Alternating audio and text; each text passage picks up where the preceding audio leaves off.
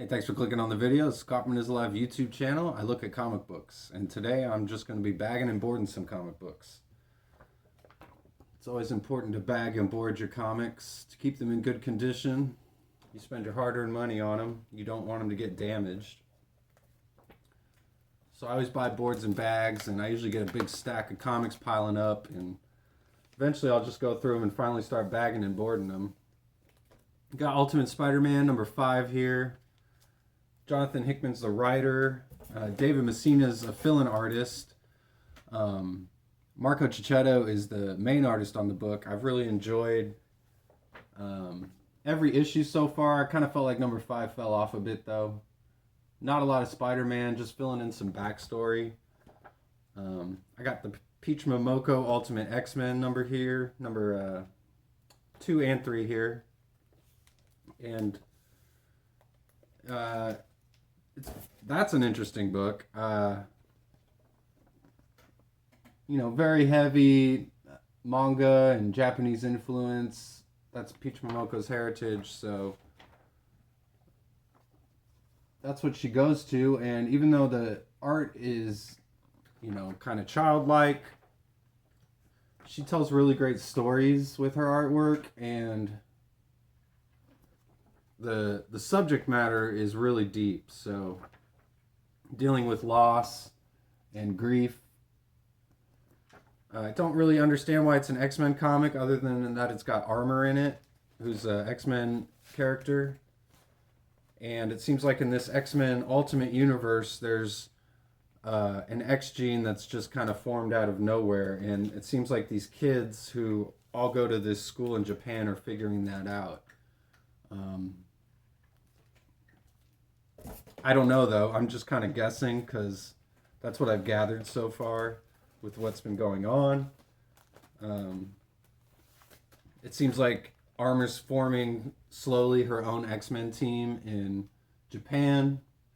I wonder if we'll get Sunfire eventually.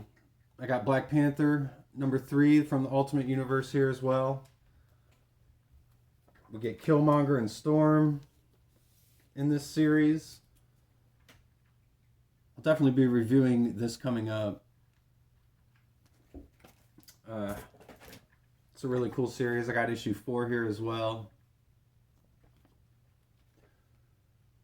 Never really bought too many Black Panther books, but I've just been enjoying the Ultimate Universe so far that they've been setting up, that I've basically been collecting every single issue from the Ultimate line.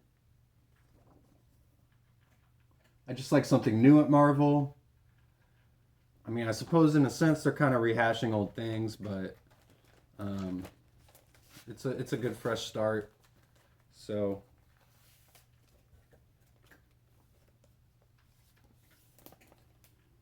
thanks for clicking on the video too, by the way.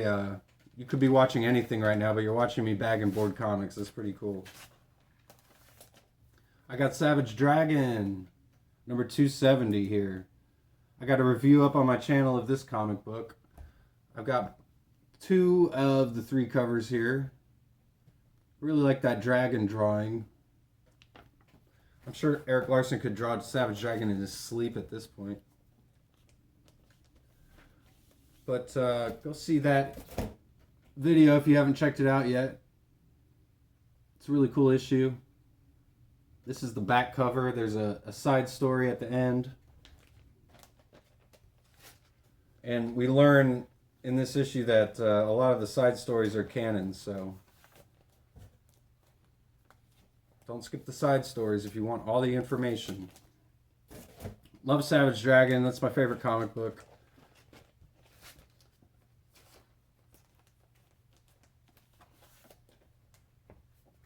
Got the Scott Koblish X-Men number 35 cover here.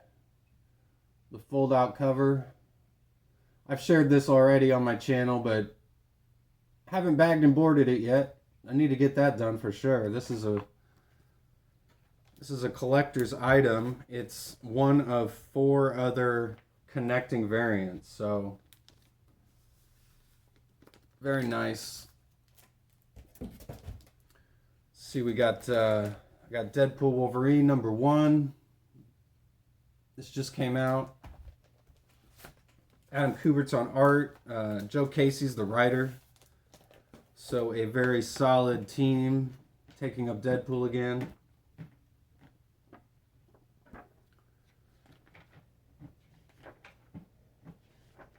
One of my first reviews on my channel was this comic.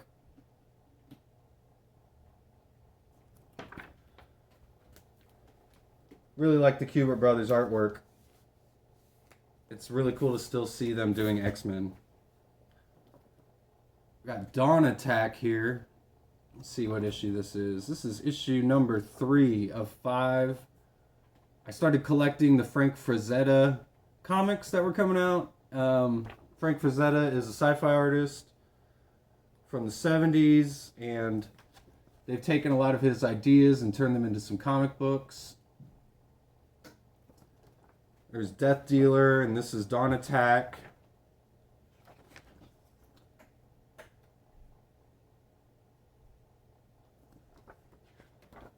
Some cool stuff in here. It's written by Jody Houser and Eric Campbell, and Diego Yapor is on art on this issue. Some fun space adventure, Nowhere Land stuff. They've got Frank Frazetta's original artwork on the cover there.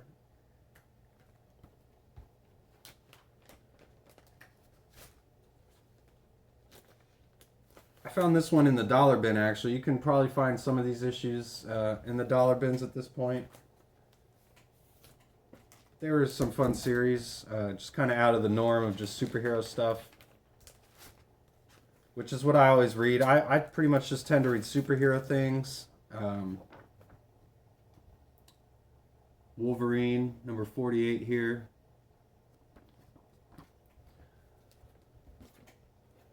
Not too many other like slice of life or horror comics or mystery comics. I don't really get into that stuff too much. I'd rather just watch a movie or a TV show to get that. I need to get my superhero fix. I gotta read superhero comics. So got X-Men, The Fall of House of X number 5. This was the last issue of this miniseries. Did a review up already of that.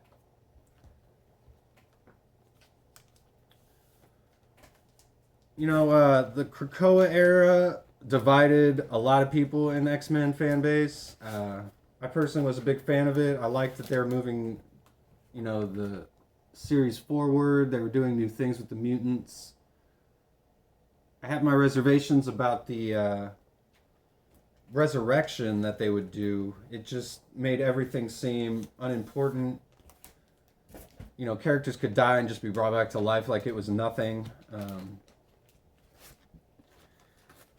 And in general, you know, I don't really enjoy the way that Marvel and DC treat death. They treat it with absolutely no reverence or respect, and characters just die and come back like it's nothing. I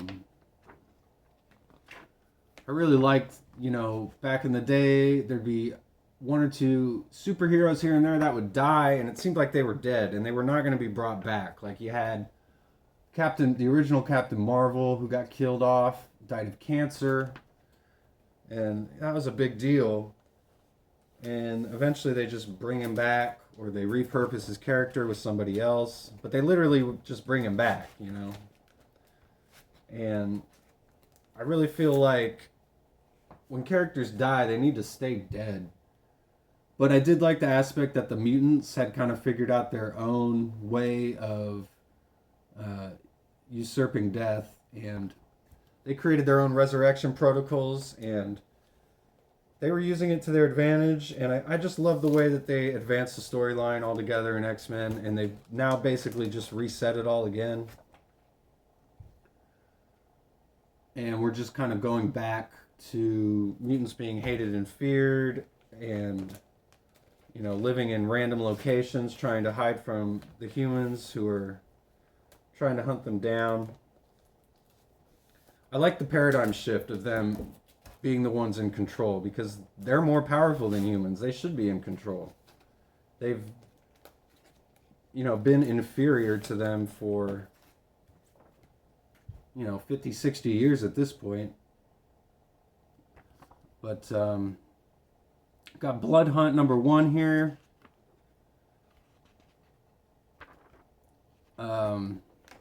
Very first video I put up on my channel was a review of this comic book. I've got some divided thoughts on the Blood Hunt, that's for sure. If you remember the Judgment Day crossover a couple years ago between Eternals and X-Men Avengers, maybe you didn't read it. I mean, I've never heard anyone talk about it, but it just seems like they do these summer crossovers, and the last one that ever really meant anything was King in Black, at least to me, which was the Venom crossover. But then they immediately took Venom's character, who was supposed to be, advanced essentially through the King in Black storyline, and made the center of the Marvel Universe. And they just kind of went back to the status quo as soon as it was over. And they didn't really follow up on anything that they had said they were going to do. With Venom, as he just kind of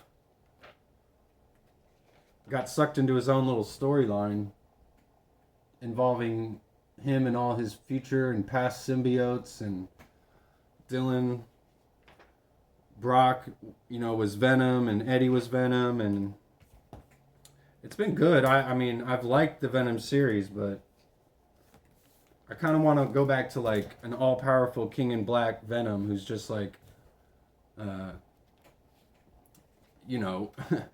in charge of the universe. That was a cool thing. So, got X-Men here, #149. I've already got this bag, but I need to put some boards in here.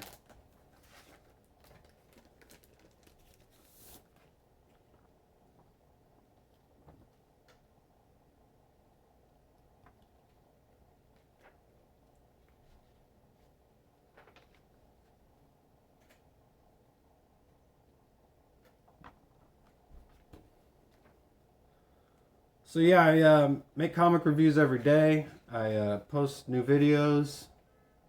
They're just kind of random. Just kind of like whatever I feel like at the time, at the day to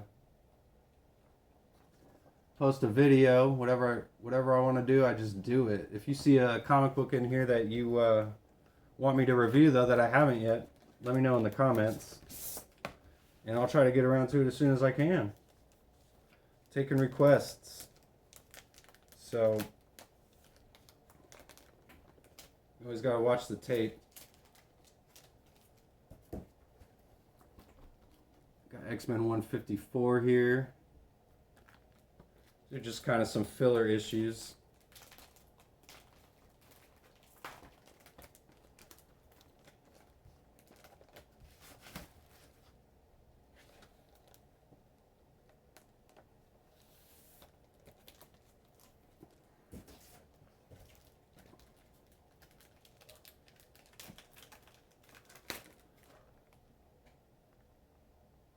X-Men #159.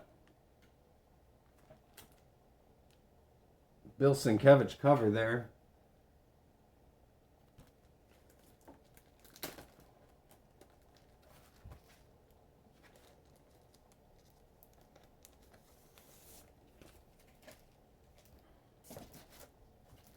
Let's see. Got the Battle of Callisto and Storm, X-Men #170.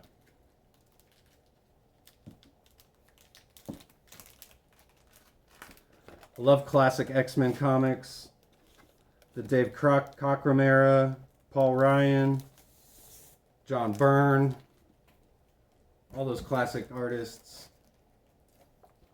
They really set the stage for everything that we see now in the movies and the TV show and in the comics, as they just continue to go back to the old tropes.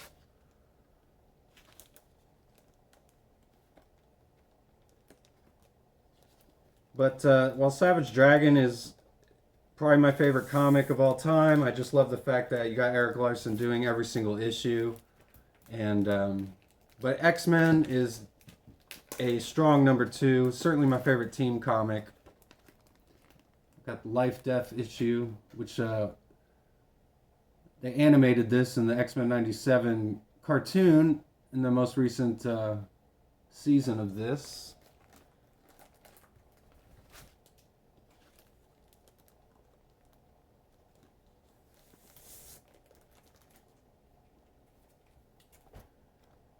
Got some Madeline Pryor here too, which we also saw in the X-Men 97 cartoon. So like I said, you know, these old comics just keep influencing the culture to this day, and you can't beat this stuff. These classic X-Men, the Chris Claremont, even into the Jim Lee era. I mean, Jim Lee's designs on X-Men are iconic.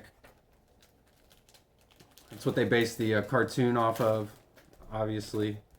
So I got the Rob Liefeld X Factor number 52. He was just doing covers on X Factor at this point. And just about to start on New Mutants. Got Angel and Sabretooth there. It's unmistakably Liefeld.